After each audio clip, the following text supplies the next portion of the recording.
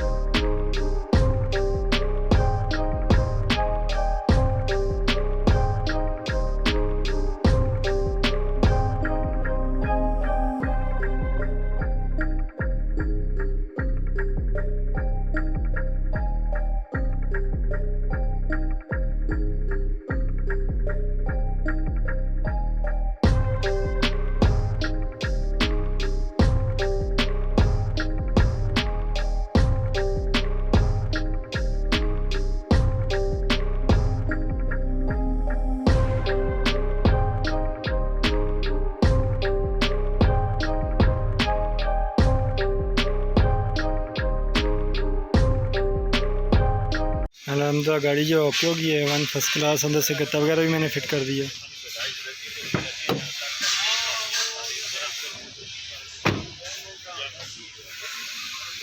उम्मीद है कि आपको मेरी वीडियो पसंद आई होगी। पसंद आई तो मेरे चैनल को लाइक करें, सब्सक्राइब करें। तो दुआ में याद रखिएगा। अल्लाह हाफिज़।